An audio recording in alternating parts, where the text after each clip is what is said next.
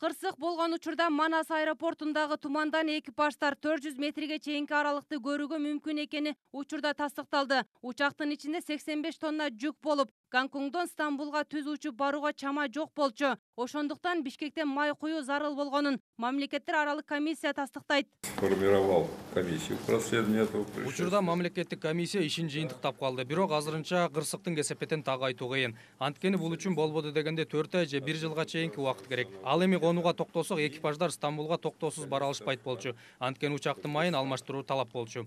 Ушул тапта учактын кулаган жери иликтенип, авиакырсыктын схемасы түзүлүп, учактын фрагменттерин чогултуу иши аяктады. Буга ылайык эми кырсыктын себеби Бишкекте улантылат. Муну МАК комиссиясынын төрагасы Леонид Каширский бүгүн айтты. Учурда эл аралык комиссиянын эксперттери кырсык болгон жерде иликтөөнү токтотушуп, жыйынтык чыгарууну болжолдоп жатышат. Установлен.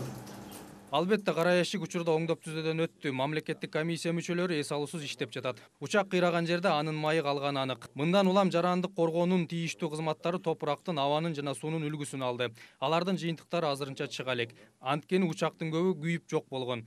Ал эми калган 100 литрдей авиакеросин атайын эреже менен куюлуп алынган. Адистин айтуусунда кара ящиктерден учактын жерге кандай кулаганы тууралуу маалыматтар көчүрүлүп алынган. Жазылып калган үндү угууда көйгөй жок экенин айтышып, жакында комиссия маалыматты кыргыз коомчулугуна айтарын белгилейт. Бул учурда экипаждын кабина ичиндеги сөздөрү анализге алынып, диспетчер линиясындагы сүйлөшүүлөр такталууда. Кулаган самолеттин бөлүктөрүн алып барып, ал жерде анын моделированиясын жасап атат.